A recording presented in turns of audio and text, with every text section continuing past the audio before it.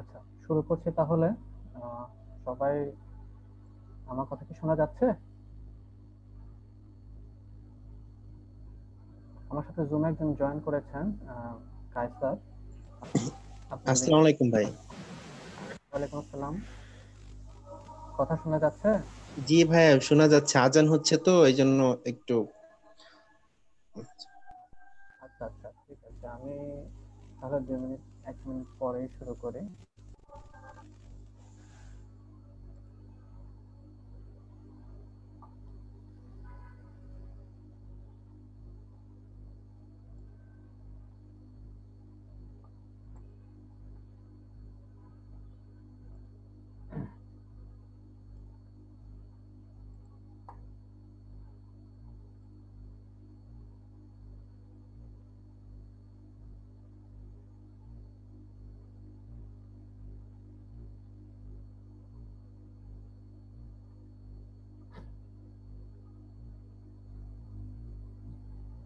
আচ্ছা, আমি শুরু করছি।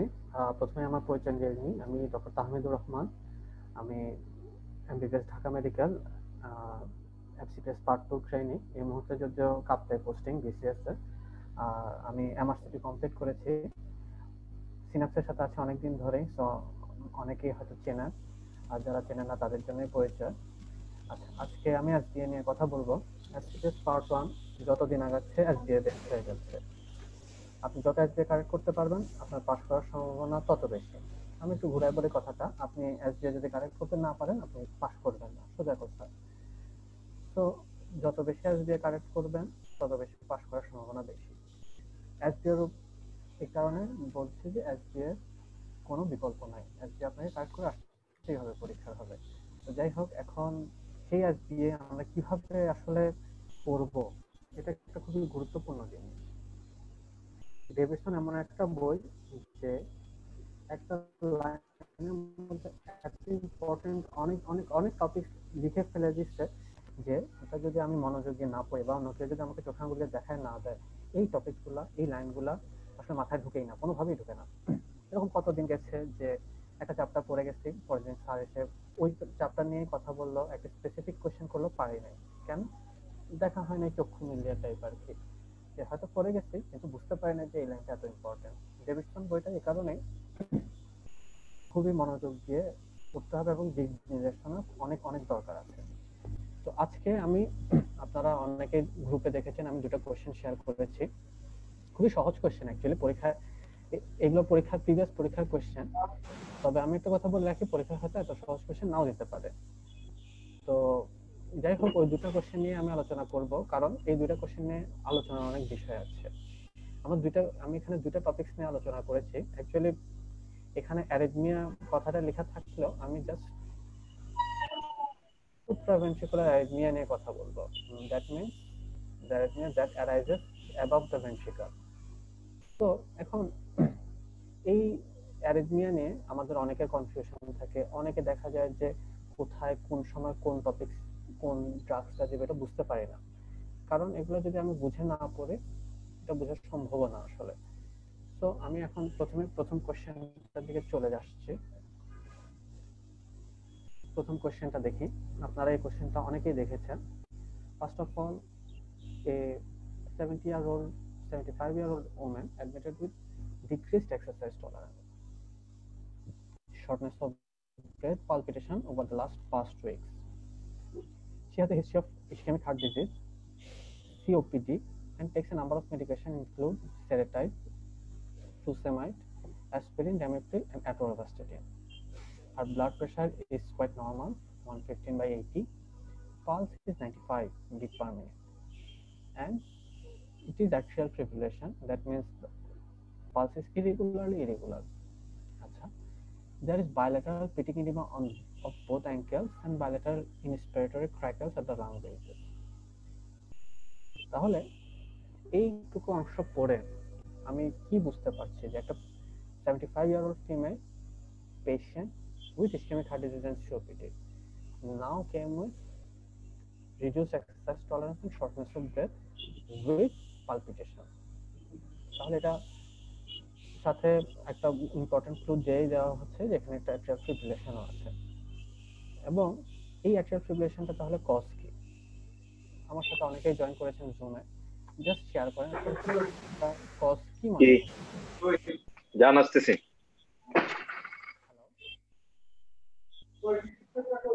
যে কোনো একজন বলেন এই অ্যাট্রিয়াল ফিব্রিলেশনের কজটা আমরা কি চিন্তা করতে পারি, কেন এই অ্যাট্রিয়াল ফিব্রিলেশনটা হচ্ছে?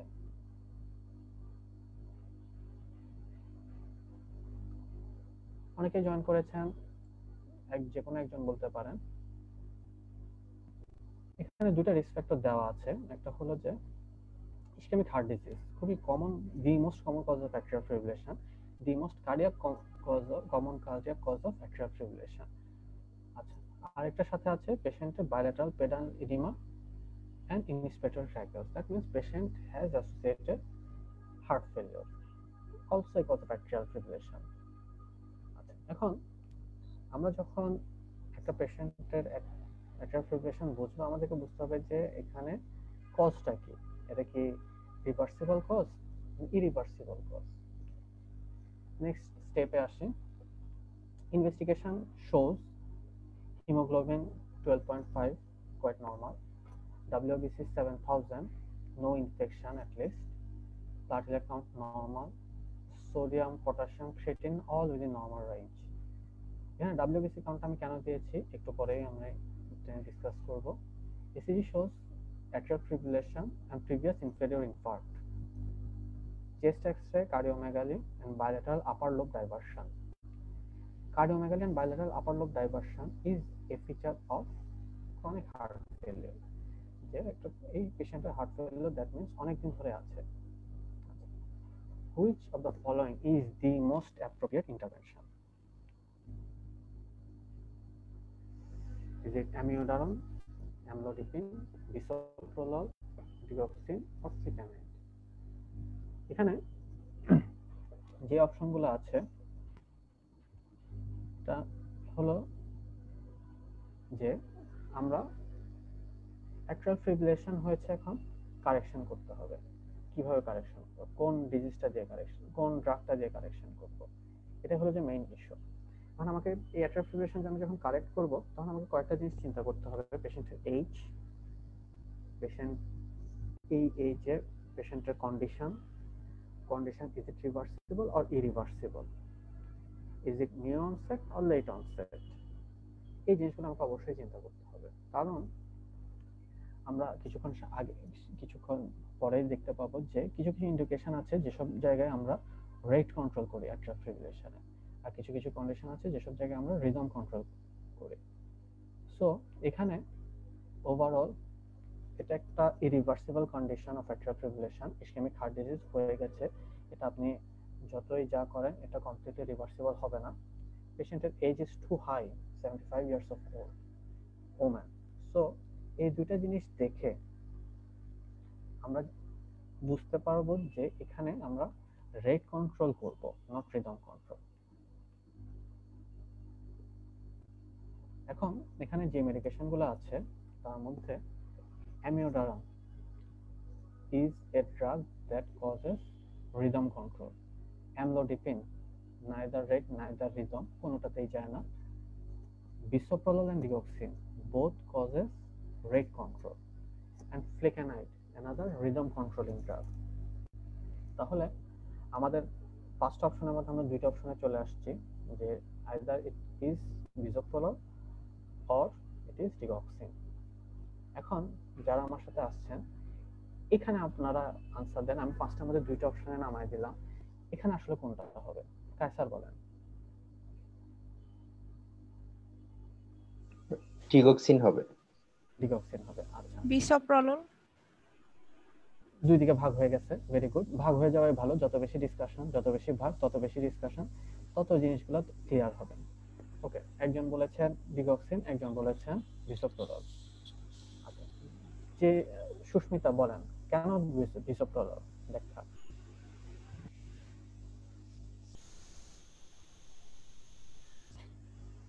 ভাইয়া বিসোপ্রলল, ডিগক্সিন এমনি তো তার হার্ট ফেলার আছে, আবার হচ্ছে তার আইএসডি আছে। তা ওই ডিগক্সিন দিলে তো ডিগক্সিনের অনেক বেশি সাইড এফেক্ট হয়, ভেন্ট্রিকুলার মানে ব্র্যাডিকার্ডিয়া ওগুলা করে এই জন্য মানে এই দুইটাই তো যায় মানে আমি নিজেও বুঝি না ওরকম মানে আমি এক্স্যাক্টলি, নিজে বুঝেন না বলেই আজকে আমাদের এই কনফিউজ। ডিসকাশন। হ্যাঁ, ভেরি গুড। কাইসার বলেন কেন ডিগক্সিন?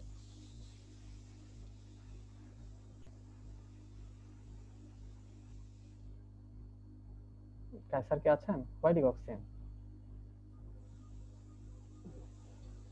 অ্যাট্রিয়াল ফিব্রিলেশনে তো ডিগক্সিন দেওয়া হয়, আবার হার্ট ফেলিওরেও তো দেওয়া হয়। এটা তো old case, chronic heart failure, এই জন্য বলছি। ওকে ফাইন, তাহলে আমি আগাচ্ছি। আনসার হয়তো অনেকে দেখে ফেলছেন, কিন্তু আমি আনসারটা একটু পরে বলতে চাই। প্রথমে আমি অ্যাট্রিয়াল ফিব্রিলেশনের ট্রিটমেন্ট নিয়ে কিছু কথা বলবো। দেখেন, আগে বলে ফেলেছি যে আমরা দুইভাবে অ্যাট্রিয়াল ফিব্রিলেশন ট্রিট করি, একটা হলো রিদম কন্ট্রোল, একটা হলো রেট কন্ট্রোল।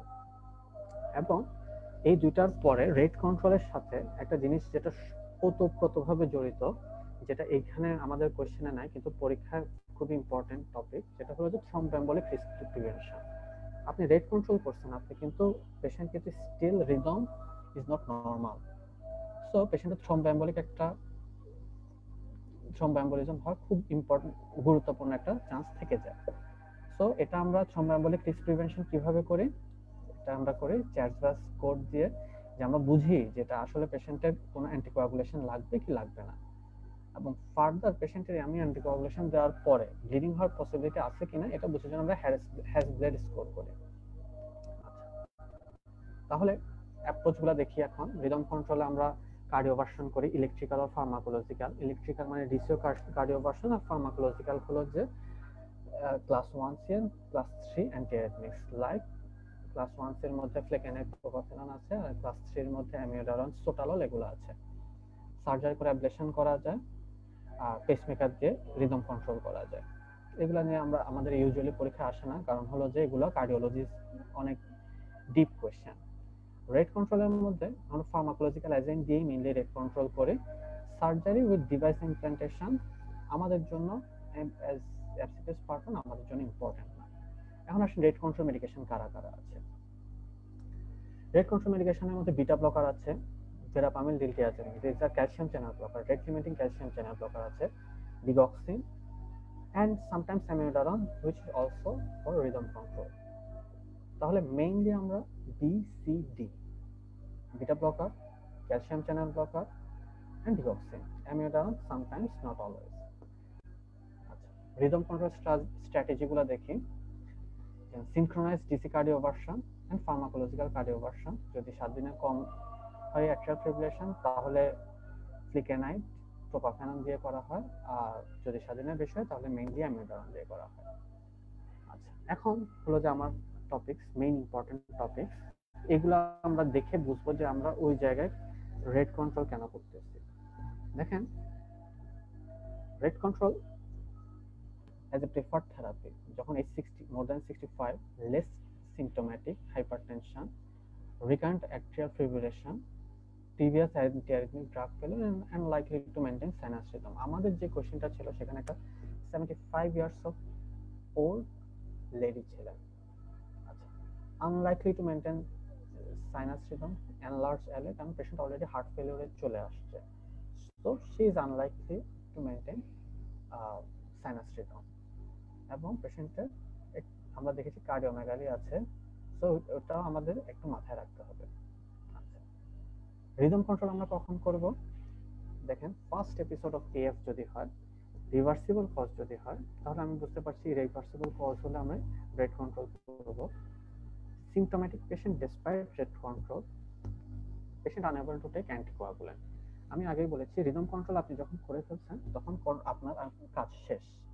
রেট কন্ট্রোলের স্ট্র্যাটেজির মধ্যে আমরা দেখব, রেট কন্ট্রোল মানে এএফ এর স্ট্র্যাটেজির মধ্যে আমরা দেখে এসেছি রেট কন্ট্রোলের সাথে আমরা একটা থ্রম্বোএম্বলিক ম্যানিফেস্টেশন প্রিভেনশনও আমাদের কাজ মেডিকেশন দিতে হবে, দ্যাট মিন্স অ্যান্টিকোয়াগুলেন্ট। তাহলে ওই অ্যান্টিকোয়াগুলেন্ট গুলা যদি পেশেন্ট নিতে না পারে, তাহলে আমরা রিদম কন্ট্রোল প্রেফার্ড থেরাপি হিসেবে চয়েস করব। Congestive cardiac failure precipitated or worsened by atrial fibrillation and young patient with atrial fibrillation, সব জায়গায় আমরা রিদম কন্ট্রোল করব। আচ্ছা, এখন আসেন why digoxin, why not bisoprolol, or why bisoprolol and why not digoxin?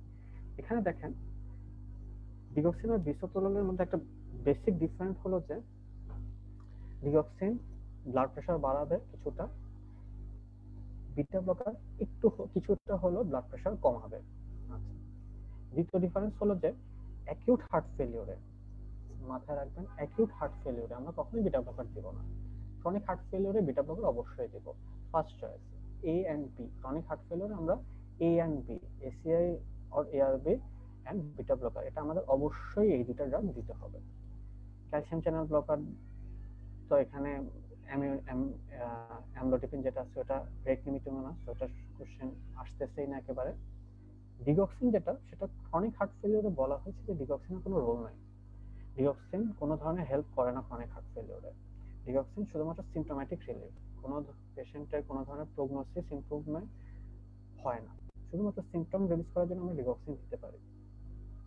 তবে বলা হয় যে heart failure with atrial fibrillation digoxin is a good choice, কিন্তু হার্ট ফেলিওরে কোনো ধরনের উন্নতি হবে না। আমরা digoxin heart failure with atrial fibrillation তখনই দেবো যখন বিপিটা লো এবং অ্যাকিউট হার্ট ফেলিওরে। তাহলে এখানে আমার আনসার হবে বিসোপ্রোলল। কেন? এখানে বিসোপ্রোলল কি কি সুবিধা দিচ্ছে? বিসোপ্রোলল এটা একটা ক্রনিক হার্ট ফেলিওরের পেশেন্ট, অ্যাট্রিয়াল ফিব্রিলেশনের রেট কন্ট্রোল বিটা ব্লকার দিয়ে করা হয়, আমরা দেখে আসছি। So bisoprolol atrial fibrillation correct করবে, রেট এবং হার্ট ফেলিওরে একটা হেল্প করবে। এখানে আমরা ডিগক্সিন তখনই দিতাম যদি এটা একটা অ্যাকিউট হার্ট ফেলিওর হইতো, যেখানে বিটা ব্লকার কন্ট্রাইন্ডিকেটেড। আমরা ডিগক্সিন তখনই দিতাম যখন পেশেন্টের এখানে ব্লাড প্রেশারটা লো থাকতো। ঠিক আছে, তাহলে এই দুইটা জিনিস দেখে আমরা বুঝতে পারবো যে এটা কি বিটা ব্লকার অর ডিগক্সিন। এটা যদি অ্যাকিউট হার্ট ফেলিওর হতো আমরা বিসোপ্রোলল অ্যাভয়েড করতাম। এটা যেহেতু ক্রনিক হার্ট ফেলিওর, কিভাবে বুঝলাম ক্রনিক হার্ট ফেলিওর? পেশেন্টের কার্ডিওমেগালি হয়ে গেছে, বায়োলেটারাল আপার লোব ডাইভারশন হয়ে আছে চেস্ট এক্সরেতে, তার মানে এটা বহুদিন ধরে আছে। অ্যাকিউট হার্ট ফেলিওরে পেশেন্টের ব্লাড প্রেশার অবশ্যই কমবে, এখানে ব্লাড প্রেশার নরমাল আছে, তার মানে এটা একটা chronic heart failure. Chronic heart failure যেহেতু ডিগক্সিন এই ক্ষেত্রে আমরা সেকেন্ড চয়েস, বিটা ব্লকারের কাজ না হলে সেক্ষেত্রে আমরা ডিগক্সিন দিলেও দিতে পারি। ঠিক আছে, কায়সার বুঝেছেন? কায়সার জি জি ভাইয়া। এখানে যদি ব্লাড প্রেশারটা কম থাকতো, অ্যাকিউট হার্ট ফেলিওর হতো, আমরা ডিগক্সিন দিতাম। এখানে যদি ব্লাড প্রেশারটা নরমাল এবং এটা ক্রনিক হার্ট ফেলিওর, সেক্ষেত্রে এই কারণে এক্সট্রা বেনিফিটের জন্য আমরা বিটা ব্লকার দিচ্ছি, বিসোপ্রোলল দিচ্ছি। আচ্ছা, তাহলে এটা যদি আমরা বুঝি, তাহলে এখানে আমার এক্সপ্লেনেশনটা আছে। Low dose bisoprolol will positively impact both on ventricular rate and symptom of heart failure. তাহলে AFO কন্ট্রোল করবে, হার্ট ফেলিওরের সিম্পটমও কন্ট্রোল করবে। তবে এটা যদি অ্যাকিউট হার্ট ফেলিওর হতো অবশ্যই চয়েস হতো ডিগক্সিন। এগুলো নিয়ে আলোচনা হয়ে গেছে। এটা হলো যে সেই চার্জবাস স্কোর, পরীক্ষায় খুবই কমনলি আসে যে একটা AF এর পেশেন্টকে আমরা প্রোফাইল্যাক্সিস দিব কি দিব না, মানে অ্যান্টিকোয়াগুলেন্ট প্রোফাইল্যাক্সিস দিব কি দিব না। এখানে দেখেন আমার পেশেন্টটা ছিল 75 ইয়ার্স ওল্ড ফিমেল। 70 এইজ দেখেন, এইজ যদি 75 অর মোর হয় তাহলে 2 পয়েন্ট, আর ফিমেল যদি হয় তাহলে 1 পয়েন্ট। তার মানে এই পেশেন্টটা অলরেডি 3 পয়েন্ট নিয়ে বসে আছে। তার মানে ওকে আমি যখন রেট কন্ট্রোল করব তখন অবশ্যই সাথে আমাকে একটা অ্যান্টিকোয়াগুলেশনও দিতে হবে, এটা মাস্ট, ওরাল অ্যান্টিকোয়াগুলেন্ট দিতে হবে। আর প্রিভিয়াস, এখন যেহেতু পেশেন্ট কনজেস্টিভ হার্ট ফেলিওরে আছে, পয়েন্ট আরেকটা বাড়ছে 4, আর অন্য কোনো ধরনের স্কোর আসে না। সো পেশেন্ট এখানে চার্জবাস স্কোরে 4 স্কোর করেছে। সো এটা যেহেতু 2+, তার মানে আমরা অবশ্যই অ্যান্টিকোয়াগুলেন্ট দিব। কোশ্চেনে ছিল না, তারপরে এগুলো এই চার্জবাস স্কোর থেকে পরীক্ষায় কিন্তু কোশ্চেন চলে আসে যে এই পেশেন্ট এত এই সমস্যা, আমরা কি অ্যান্টিকোয়াগুলেশন দিব কি দিব না, দিলে কোনটা। হ্যাজব্লাড স্কোরটা একটু দেখে যায় যে অ্যান্টিকোয়াগুলেশন রিসিভ করার পরে তার ব্লিডিং টেন্ডেন্সি বা ব্লিডিং হওয়ার প্রবাবিলিটি কেমন। যদি হাইপারটেনশন থাকে, অ্যাবনর্মাল লিভার ফাংশন থাকে, স্ট্রোক হিস্ট্রি থাকে, ব্লিডিং থাকে, আইএনআর লেভাইল হয় এবং এলডারলি হয়, আদার কোনো ড্রাগ যদি নেয় তাহলে পেশেন্টের স্কোরিং করে ওইভাবে আমরা পেশেন্টকে ক্লোজ মনিটরিং এর মধ্যে রাখবো। আচ্ছা, ফার্স্ট কোশ্চেন শেষ, সেকেন্ড কোশ্চেনে আসি। A 26-year-old female admitted to the hospital with recurrent palpitation. ECG shows a shortened PR interval, wide QRS complex associated with slurred upstroke seen in lead 2. Which medication should be given to this patient prophylactically? আচ্ছা, সালেমনির আপনি বলেন এখানে mainly আসলে পেশেন্টের হয়েছে কি, diagnosis কি? Treatment পরে যাচ্ছে, হোয়াট ইজ দ্য ডায়াগনোসিস?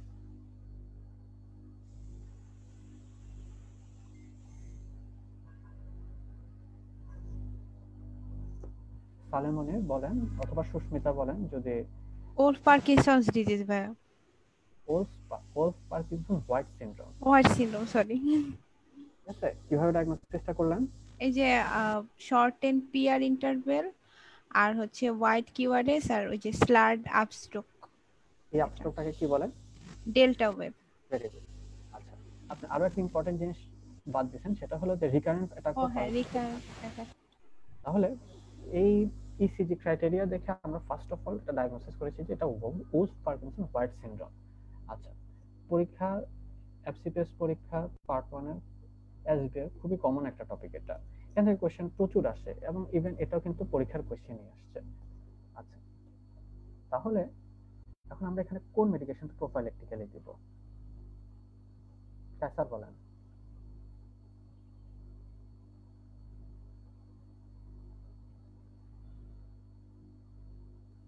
পারবো না ভাইয়া। পারবেন, আচ্ছা ঠিক আছে, ফাইন এনাফ। আচ্ছা, উলফ পার্কিনসন হোয়াইট সিনড্রোমের আমরা একটু যদি প্যাথোফিজিওলজিটা মনে করতে চাই, তাহলে প্যাথোফিজিওলজিটা হলো যে এখানে একটা অ্যাক্সেসরি পাথওয়ে অ্যাট্রিয়া থেকে ভেন্ট্রিকলে নামে, একটা অ্যাক্সেসরি পাথওয়ে। নরমাল যে SA node, AV node, bundle of His, Purkinje fibre, এই পাথওয়েটাকে বাইপাস করে অ্যাট্রিয়া থেকে ভেন্ট্রিকলে ডাইরেক্ট একটা পাথওয়ে নামে যেটা এভি নোডকে বাইপাস করে। আমরা জানি পিআর ইন্টারভেলটা হয় যে এভি নোডাল ডিলের কারণে। এভি নোডে এসএ নোড থেকে যে স্টিমুলাসটা আসে এভি নোডে গিয়ে সেটা একটু সামান্য টাইম ডিলে হয়। এটাতে সুবিধা কি হয় যে অ্যাট্রিয়াল এবং ভেন্ট্রিকুলার কন্ট্রাকশন আলাদা আলাদা টাইমে হয়। অ্যাট্রিয়াল কন্ট্রাকশন হওয়ার পরে ভেন্ট্রিকলটা একটু টাইম পায় ডায়াস্টল করার জন্য। আচ্ছা, তাহলে এভি নোডটা এই কারণে খুবই ইম্পর্টেন্ট একটা ফাংশন যে এই এভি নোডাল ডিলে এই যে কাজটা খুবই দরকার। আচ্ছা, এখন যখন অ্যাক্সেসরি একটা পাথওয়ে আসছে সেটা এই এভি নোডকে বাইপাস করে গেছে, তখন দেখা যায় যে ভেন্ট্রিকল যখন ডিপোলারাইজ হওয়া শুরু করে তখন তো কিউআরএস কমপ্লেক্সটা শুরু হয়। আমরা সবাই জানি ভেন্ট্রিকলটা অ্যাট্রিয়া থেকে ইম্পালস আস্তে আস্তে ভেন্ট্রিকল ডিপোলারাইজেশন শুরু হয়ে যায় ওই অ্যাক্সেসরি পাথওয়ে দিয়ে ইম্পালস আসছে যেহেতু এভি নোডকে যেহেতু বাইপাস করেছে। সো এটার কারণে একটা স্লার্ড আপস্ট্রোক আগে ভাগে আপস্ট্রোকটা শুরু হয়ে যায় পিআর ইন্টারভেল টোটালি শেষ না হওয়ার আগে। এই কারণে এখানে শর্টেন পিআর ইন্টারভেল এবং আপস্ট্রোক হয়। এখন যেহেতু এই ঘটনা হয়েছে, এই ছবিটা তাহলে একটু দেখেন। SA node, AV node, bundle of which Purkinje fiber and some atrioventricular accessory conducting tissue এখানে দেওয়া আছে। কোন নোডের উপর বা কোথায় কোন জিনিসটা কাজ করে, কোন ড্রাগটা কাজ করে, এই জিনিসটা বুঝলে আপনি ওলস পার্কিনসন হোয়াইট সিনড্রোম বলেন, আপনি যে কোনো অ্যারিথমিয়া বলেন, খুব সহজে বুঝতে পারবেন। দেখেন, এসএ নোডের উপর কে কে কাজ করে, এবিভিডি দিয়ে মনে রাখেন। Atropine, beta blocker, verapamil, diltiazem. Atropine, beta blocker, verapamil, diltiazem. আচ্ছা, এভি নোডের উপর কে কে কাজ করে? ওলস পার্কিনসন হোয়াইট সিনড্রোম বুঝতে হলে এই জিনিসটা বেশি দরকার। এখানে হলো AVVDD, adenosine, beta blocker, verapamil, diltiazem and digoxin. আচ্ছা, এরা হলো যে এর মধ্যে দেখেন adenosine, beta blocker, digoxin, verapamil, diltiazem সবাই এভি নোডকে ব্লক করে। এখন আপনি মনে করেন একটা অ্যাক্সেসরি পাথওয়ে আছে অ্যাট্রিয়া থেকে ভেন্ট্রিকলে যাওয়ার জন্য। আপনি যদি এভি নোড এর মধ্যে ব্লক করে রাখেন তাহলে অ্যাসিড নোড থেকে প্রোডাকশন হবে সবগুলো কিন্তু অ্যাক্সেসরি পাথওয়ে দিয়ে যাবে। সো আপনি উলফ পার্কিনসন হোয়াইট সিনড্রোমে আর যাই হোক এবি নোডাল ব্লক করে এরকম কোনো ড্রাগ দিতে পারবেন না, কারণ যদি আপনি দেন এবি নোডটা ব্লক, সব ইম্পালস যাবে অ্যাক্সেসরি দিয়ে, আপনার অ্যারিথমিয়া আরো বাড়বে এবং ultimately you will kill the patient. ঠিক আছে? সো আমরা ড্রাগ কোনগুলো দিব দেখেন, atrial ventricular and accessory conductive টিস্যুর উপর যেই ড্রাগগুলো কাজ করে, লাইক ডিসোপিনামেড বাংলাদেশে দেওয়া হয় না, পরীক্ষাও আসে না, এই কারণে ফ্লেকানাইড বাংলাদেশে দেওয়া হয়, পরীক্ষায়ও আসে, প্রোপাফেনল এন্ড অ্যামিওডারন। তাহলে এই তিনটা ড্রাগ আমরা অ্যাক্সেসরি পাথওয়ের উপর কাজ করে, যেহেতু এই তিনটা চারটা ড্রাগ আমরা দিতে পারি। আর ভেন্ট্রিকলস এর উপর স্পেসিফিক্যালি যেগুলো কাজ করে সেগুলো আমাদের এই টপিকস এর মধ্যে নাই, লিডোকেন, মেক্সিলেটিন এন্ড বিটা ব্লকার্স, এগুলো মনে রাখতে হবে, বাট এই টপিকস এর মধ্যে আমরা নাই। তাহলে এখন আসেন কোশ্চেনের মধ্যে প্রোফাইলেকটিক্যালি আমরা তাহলে কোন কোন ড্রাগ দিতে পারি। সুস্মিতা বলেন এখানে আমাদের তাহলে অপশন কোনগুলো থাকলো, কোন কোন ড্রাগ আমরা অ্যাকচুয়ালি দিতে পারবো।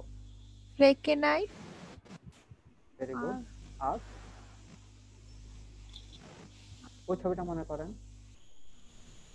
ওই ছবিটার মধ্যে অ্যাক্সেসরি পাথওয়ের উপর কে কে কাজ করছিল?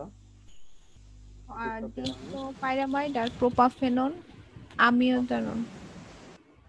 অ্যামিওদারন। তাহলে তাহলে এটার মধ্যে, তাহলে ওই ছবিটা যদি আমি মাথায় রাখি তাহলে আমি দুইটা অপশনের মধ্যে চলে আসছি, যে আমি আর যাই হোক বিসোপ্রোল, ভেরাপামিল এন্ড ডিগক্সিন দিব না, কারণ কি এগুলো এবি ব্লক করবে, পেশেন্টকে আমি মেরে ফেলবো। জি, ঠিক আছে? এমনি এনাফ ডাক্তারদের উপর ঝামেলা হচ্ছে, ডাক্তারদের সাথে ঝামেলা হচ্ছে, তো এই তিনটা ড্রাগ ফার্স্টেই অ্যাভয়েড কোড দিব না। তাহলে আর দুইটা অপশন থাকে, একটা হলো অ্যামিওডারন আর একটা হলো ফ্লেকেনাইড। এই দুইটার মধ্যে আপনি কোনটা চয়েস করবেন? Flecainide. Flecainide, very good. Why not amiodarone? হ্যাঁ, আমি শিওর না, কিন্তু অ্যামিওদারনে হচ্ছে অনেক বেশি side effect. Right, very good.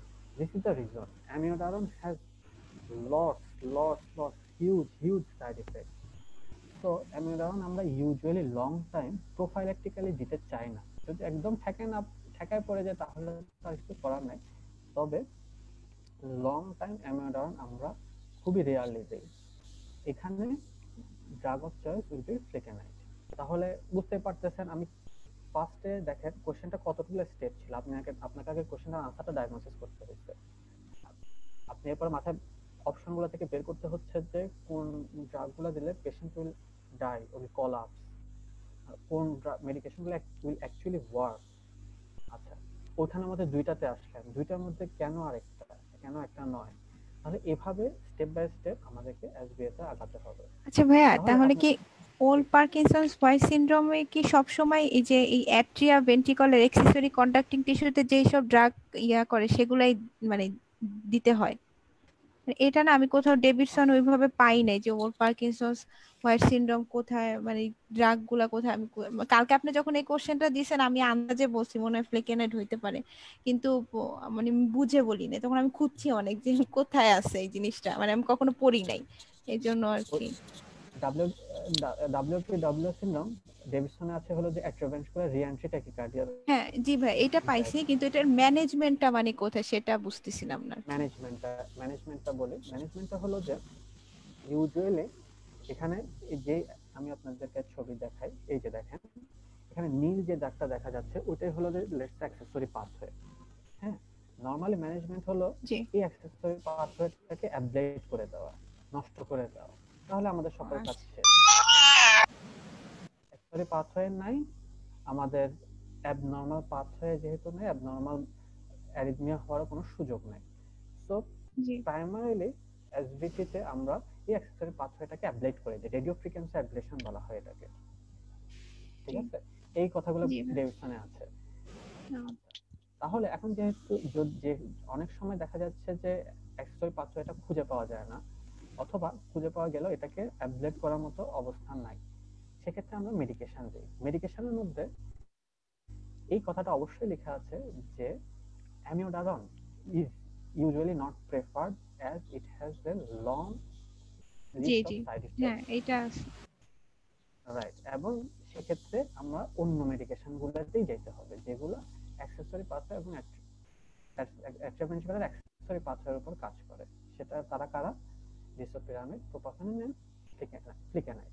এই কথাটাও কিন্তু ডেভিডসনে আছে, প্রোপাফেনন এন্ড ফ্লিকেনাইড আছে, ডিসোপিরামিড কথাটা নাই। প্রোপাফেনন এন্ড ফ্লিকেনাইড অপশন,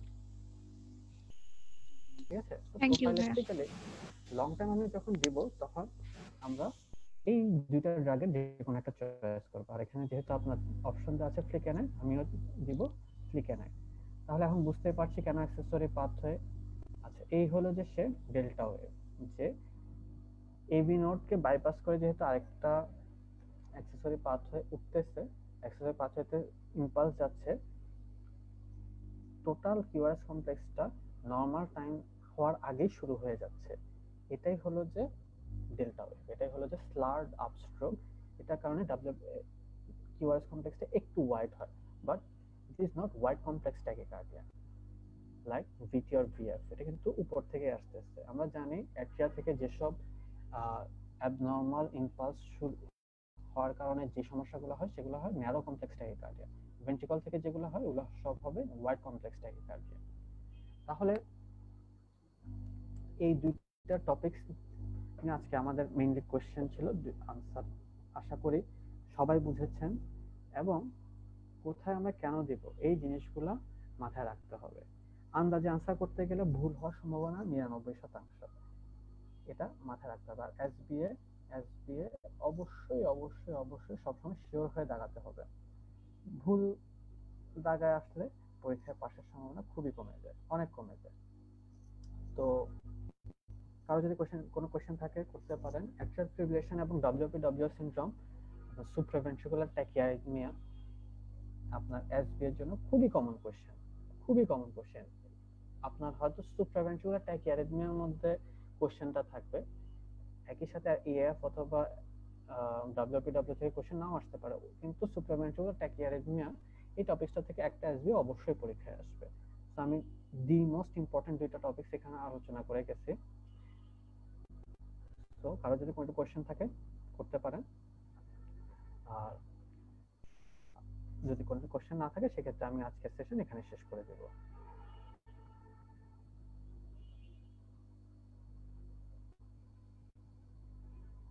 আমি আইদার খুবই ভালো বুঝিয়েছি অথবা কেউ কিছুই বুঝে নাই, সেই কারণে কোশ্চেন করতেও পারতেছে না। আইদার ওয়ে পরীক্ষার জন্য এটা খুবই ইম্পর্টেন্ট টপিক, অবশ্যই বুঝে পড়তে হবে, পারতে হবে, কোনো বিকল্প নাই।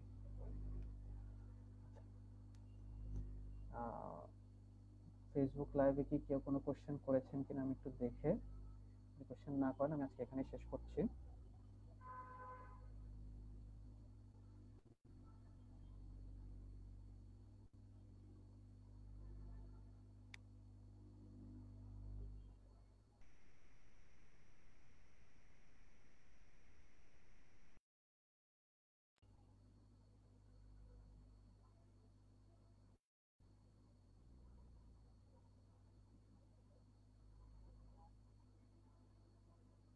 ঠিক আছে, যেহেতু কারো কোনো কোশ্চেন নাই আজকের মতো এখানেই শেষ করছি।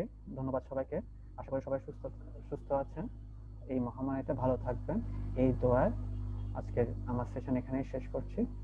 আল্লাহ হাফেজ সবাইকে।